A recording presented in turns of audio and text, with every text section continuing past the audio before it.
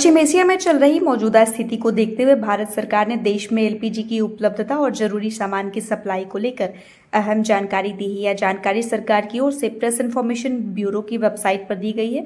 सरकार ने साफ कहा है कि देश में एलपीजी सिलेंडर की पर्याप्त उपलब्धता है और आम लोगों को घबराकर सिलेंडर की बुकिंग करने या खरीदारी करने की जरूरत नहीं है। सरकार के मुताबिक एलपीजी की सप्लाई पूरी तरह से सामान्य है और इसे बनाए रखने के लिए लगातार निगरानी भी की जा रही है।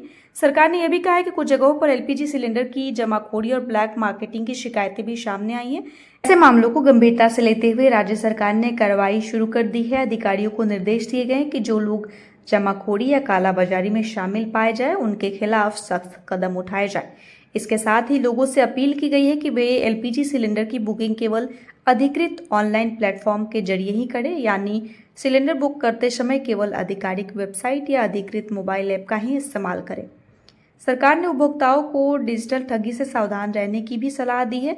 कई बार फर्जी वेबसाइट या नकली ऐप के जरिए लोगों को धोखा देने की कोशिश की जाती है। इसलिए लोगों से कहा गया है कि किसी भी अनजान लिंक या संदिग्ध वेबसाइट के जरिए सिलेंडर बुक करने से बचें और केवल आधिकारिक प्लेटफॉर्म का ही इस्तेमाल करें। सरकार के अनुसार संबंधित मंत्रालय और एजेंसियां लगातार स्थिति पर नजर बनाए हुए हैं। जरूरी कदम उठाए जा रहे हैं ताकि देश में ऊर्जा आपूर्ति सुचारू रूप से चलती रहे और जरूरी वस्तुओं की उपलब्धता बनी रहे। सरकार ने यह भी स्पष्ट किया है कि आम लोगों को किसी तरह की घबराहट में आकर अनावश्यक खरीदारी करने की जरूरत नहीं है। एलपीजी की सप्लाई सामान्य है और देश में इसकी उपलब्धता सुनिश्चित की जा रही है।